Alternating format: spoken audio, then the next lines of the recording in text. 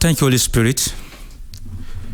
We thank you for the grace you have given to us in this season. How far you have been moving with us.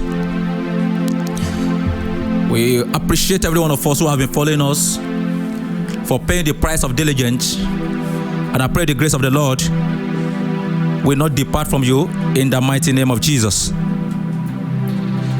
Thank you, Jesus. In Jesus' mighty name we pray. And I wanted to know that God is seriously doing something in our lives, and the fruit of the result that is producing out of us, that is out of those that are following this series teachings, is a pure evidence that God is seriously doing something in our lives. Because one of the best way to know that God is doing something with you is not material blessing, it is spiritual blessing. If God is doing something with you and it's not doing something in you, please check yourself. But when God is doing something in you, definitely He will do something with you. Because there is no profit in the kingdom where you have the present and you don't have His presence. There is no profit in the kingdom where you have gold and you don't have God. So, but it is a profitable tool in the hand of God, and it's a profitable tool for men when you carry God and you carry good. So, and I pray your life will not be void of the truth in the mighty name of Jesus. So, and the fact is that according to the kingdom protocol, you don't pursue the two together. You pursue God and God will follow you. So there is nothing like balancing your life. Permit me to correct that statement. There is nothing like balancing your life in this kingdom. A certain aspect of your life must be laid as a sacrifice to enter into the economy of certain grace in this kingdom. And when you begin to journey with that grace, those kind of your life you lay as a sacrifice will become a product that God will now compensate you with.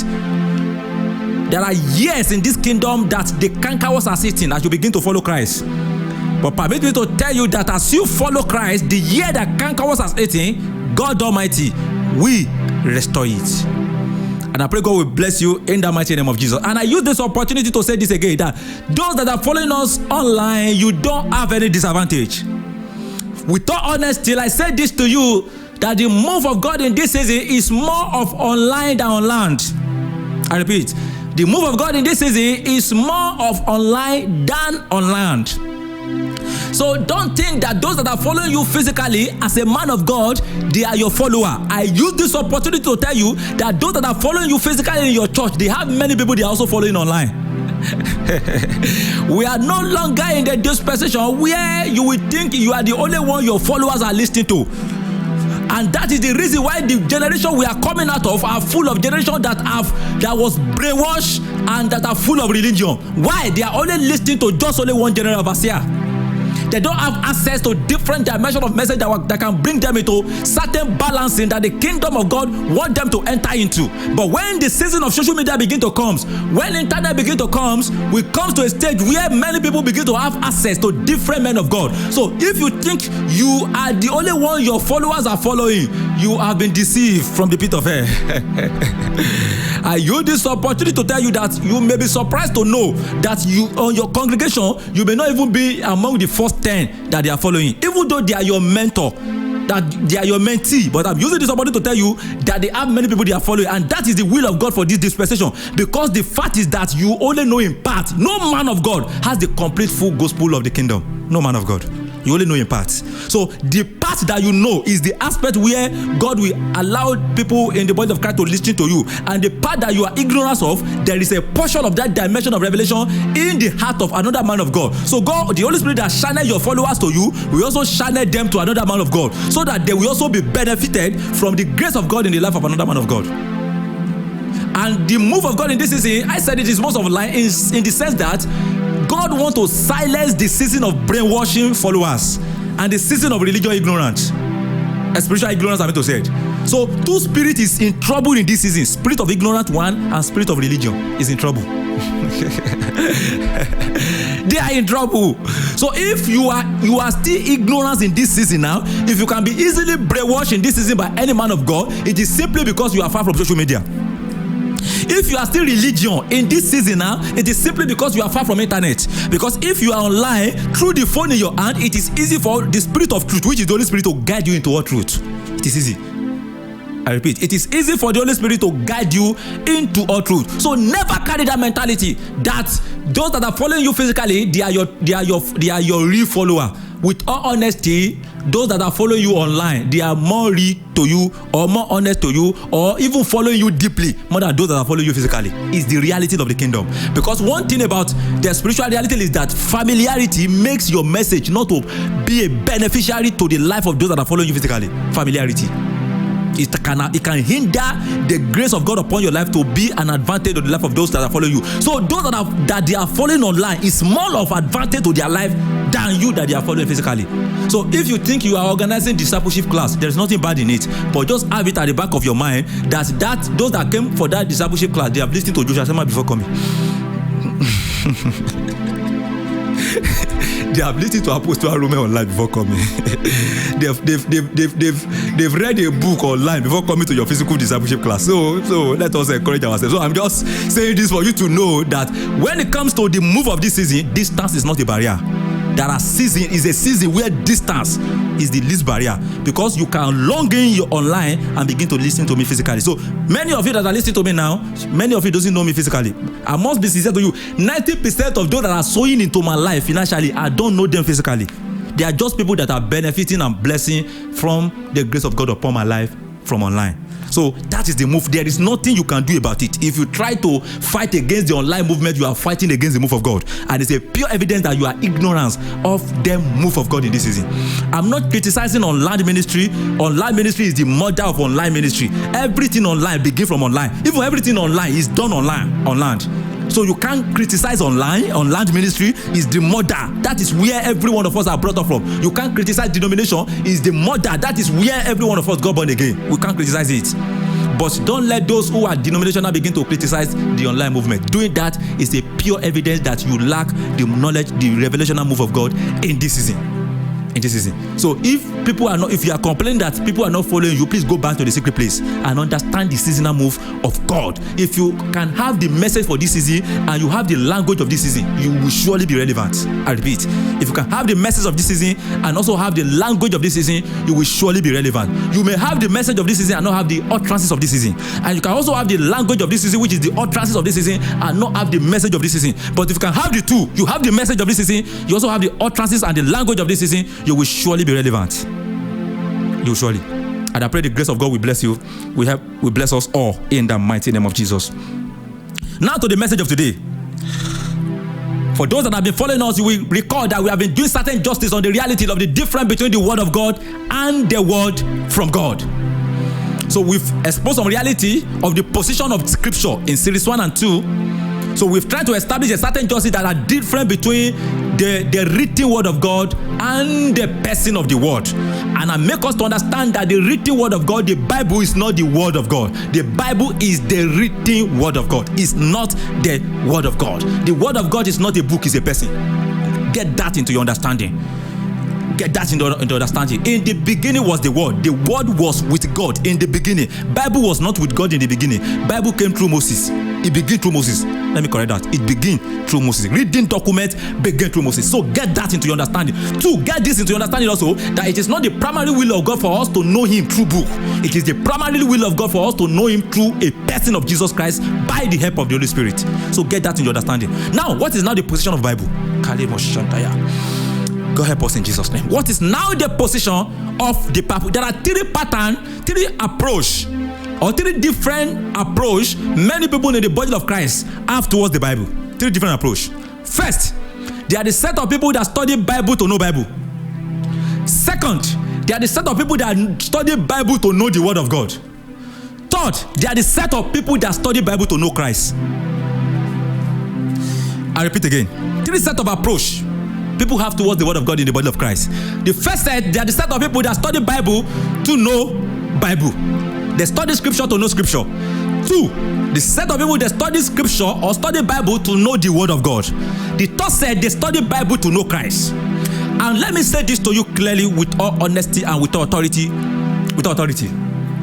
That when you study Bible to know Bible, you enter into error. Many denominational error we have in the body of Christ today is a product of men who try to study Bible to know Bible. The best way to enter into spiritual reality and balance is when you study Bible to know Christ. The moment you are born again, you are not yet correct and perfect. I repeat. The moment you are born again, you are not yet correct and perfect. So you are born again to grow into perfection. Yeah, to grow into perfection. And if you are born again to grow into perfection. So, and if you want to grow into perfection, study Christ in the Bible. When the person that is not correct is studying Bible that is correct, to know Bible that is correct, we end up coming out with interpretation that is not correct.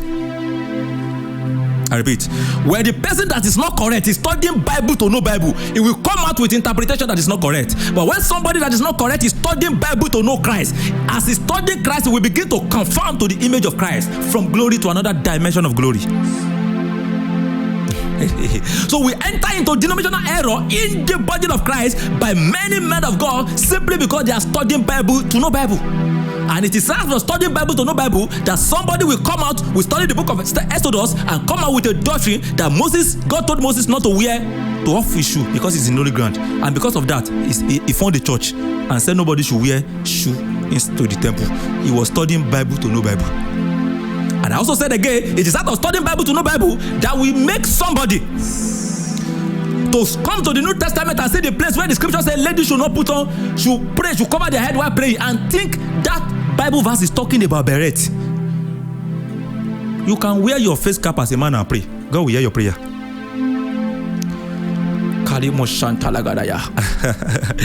You can also not cover your head as a lady and pray. God will hear your prayer. So I said this. So I said this to you. When you study Bible to know Bible, you enter into error. You enter into error. And I pray God will bless us in the mighty name of Jesus. So one of the best way to enter into accurate balancing in the body of Christ is either you are studying Bible to know the word of God or you are studying Bible to know Christ. Now the second method, studying Bible to know the word of God. What is the difference? When you study Bible to know Bible, you came out with error. You came out with heresy. But when you study Bible to know the word of God, you came out with moral message. You came out with truth. You came out with message that can be good to guide your life. But when you study Bible to know Christ, you doesn't come out with moral message. You came out with a life. When you study Bible to know Bible, you came out with heresy. When you study Bible, is it that you came out with heresy or you came out with head knowledge?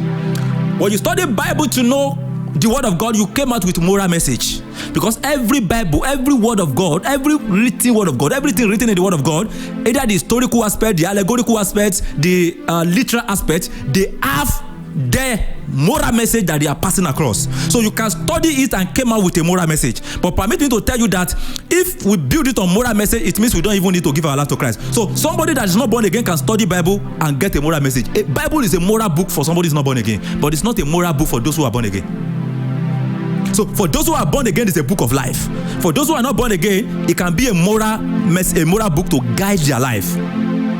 But the moment you are born again, you must begin to see scripture beyond a book that will give you moral message. You must begin to see it as a book of life. And the best way to see it, for life to come out from the word of God, is when you begin to study Christ in the Bible. When you study Christ in the Bible, you don't come out with a message, a moral message. You will come out with a spirit, you come out with light, you come out with life. Those are the three components and capacity or the content of the word of God. 1, it is life. 2, it is light. 3, it is spirit. That this is a life to your spirit, is a life to your soul, and it's a spirit to your body. I repeat. So when you study Bible to know Christ, you came out with three things came out into your spirit, into your life. 1, the spirit. 1, the life. 2, the light. 3, the spirit.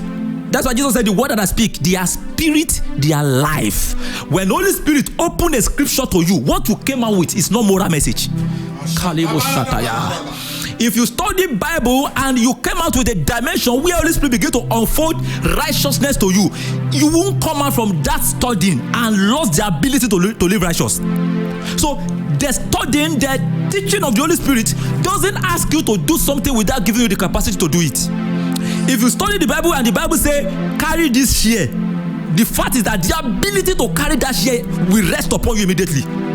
But when you study Bible to know Bible, or you study Bible to know the word of God, you may come across a place that says carry this chair. The fact is that you will struggle to carry it. Things you don't want to do, you will find yourself doing it. Things you don't want to do at all is what you will be doing, because you know the right thing, you don't have the ability to do the right thing. I repeat, when you study Bible to know Bible, you will know the right thing, but you won't have the ability to do the right thing. But when you study Bible to know Christ, you will know the right thing, and the ability to do the right thing will rest upon you, because what you receive when you study Bible to know Christ is not moral message, but life, spirit, and light. So it is life because it is an advantage to your spirit. It is light is an advantage to your soul. It is spirit is an advantage to your body.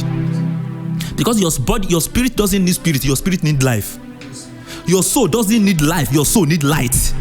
Your body doesn't need spiritual or eternal life, it needs spirit. The spirit must quicken your mortal body.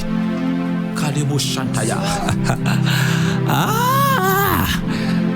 Kalebo Shantaya. For your body to begin to become a tool through which it will function effectively on spiritual matter, that body must be quickened. If your body is not quickened, even though you are willing to pray, you will not be able to pray. Yes, sir. When your body is not quickened, even though you are willing to fast, you will not be able to do it. But when your body is quickened, you will begin to do supernatural things naturally. Hey! Let me give you these tips. There are two different dimensions of spiritual possibility. Is it that you are doing spiritual things naturally? Or no, is it that you are doing supernatural things naturally, or you are doing natural things supernaturally? There are two different things. When you are doing spiritual thing or supernatural thing naturally, it means the Spirit of God has entered into your body, now making you to do supernatural thing naturally.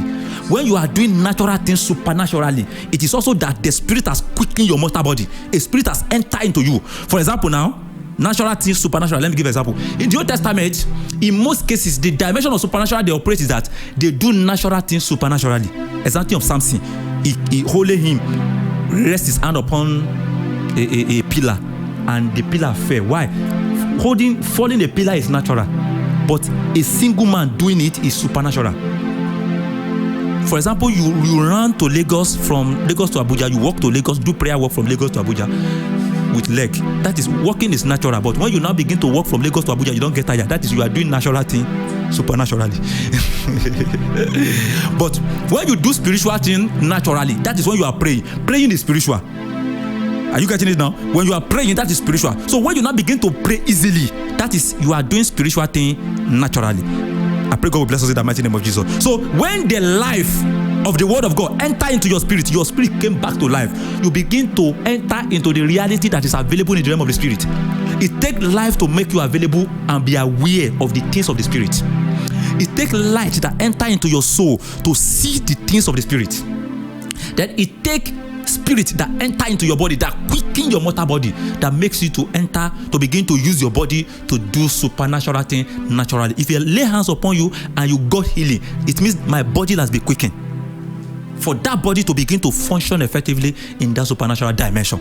I think you are getting what I'm trying to say. So the moment you now begin to study Bible to know Christ, you enter into a realm where you have access to the life, to eternal life. You have access to eternal life that make you to be alive in the realm of the spirit. You have access to eternal light that begin to function as revelational knowledge. You have access to eternal spirit that begin to quicken your mortal body.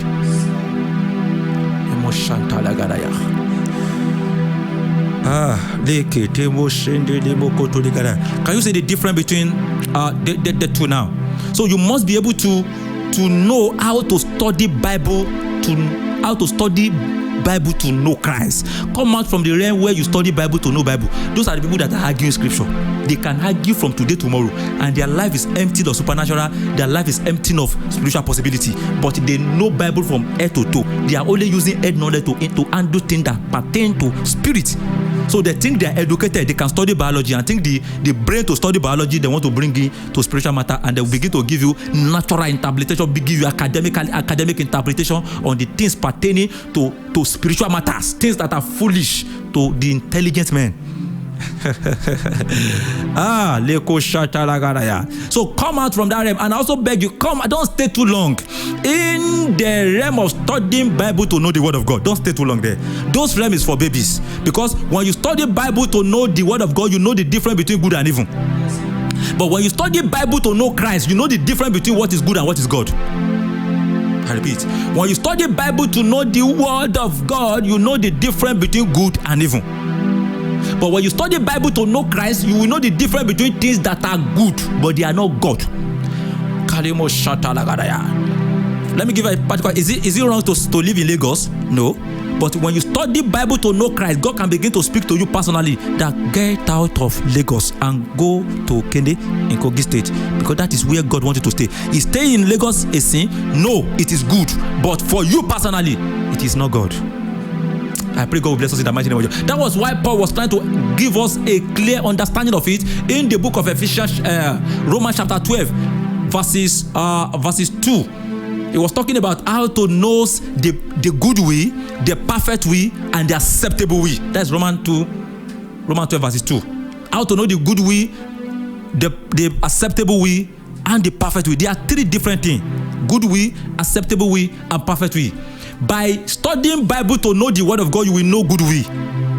Because good way is governed by the knowledge of good and evil. That is, the moment your conscience is alive and you have common sense, you will know good way. A man that have common sense and his conscience is alive and has good conscience has the tendency to know good way.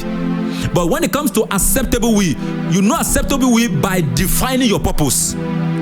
That is, things that are priority to you, you know acceptable way. Acceptable way are personal.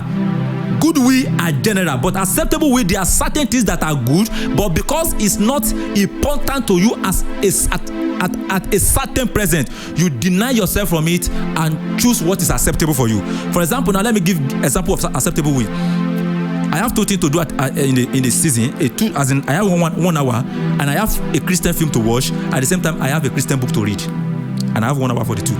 So the two are good, but I look at the two. I'm not a drama minister like that. I don't have time to sit down with film for 1 hour. I will rather look for somebody who have watched the film, then use 5 minutes to explain to me.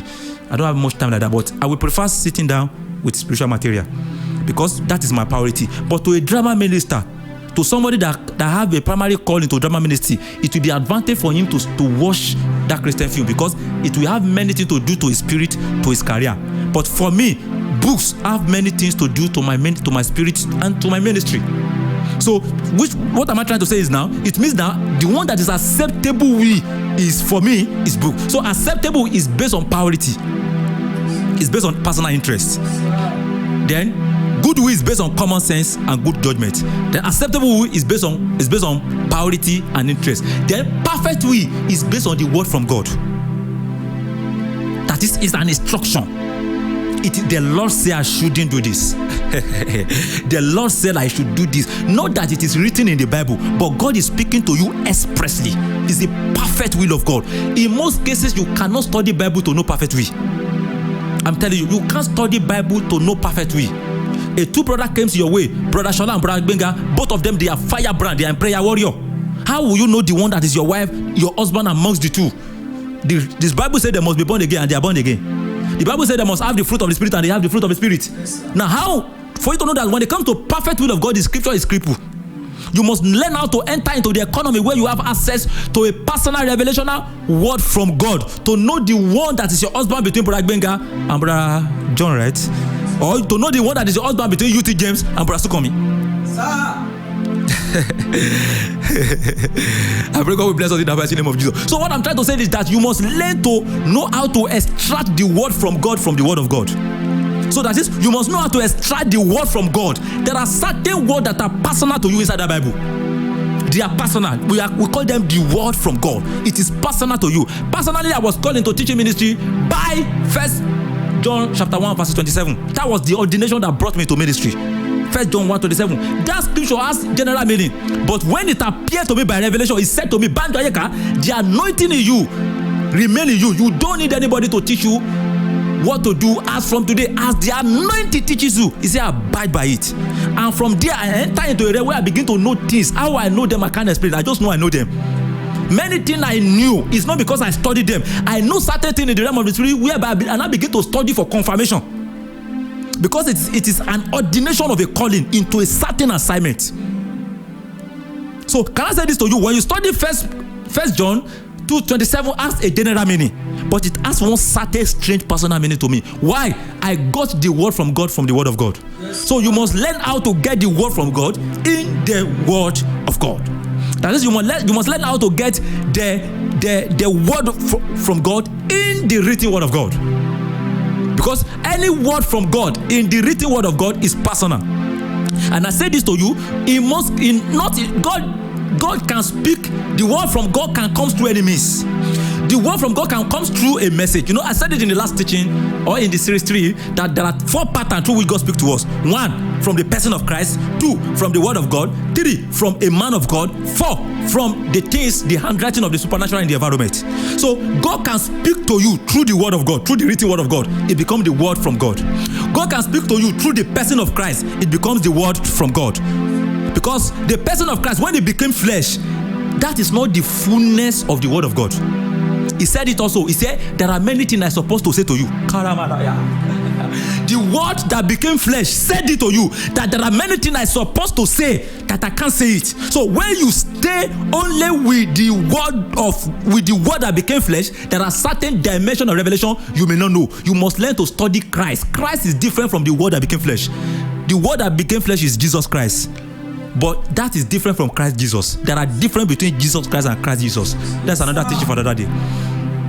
So what I'm trying to say is that the word from God can come through scripture.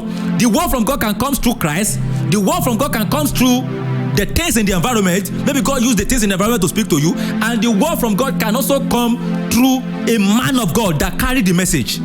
Because there are differences between the word that became flesh and the flesh that carried the word. Jesus Christ is the flesh, that is the word that became flesh. But we are the flesh that carry the word. Tell somebody beside you, you are a flesh that is carrying the word. So now you can learn the word of God. The word from God can come to you through the word that became flesh, and the word of God can also come to you through the flesh that is carrying the word. By the grace of God, I'm a flesh carrying the word of God. So ministry to you now, Holy Spirit can begin to give a certain personal interpretation from the revelation that is proceeding out of my mouth. And I pray God will continue to be with you as we flow with us in this seasonal revelation in the mighty name of Jesus. Amen.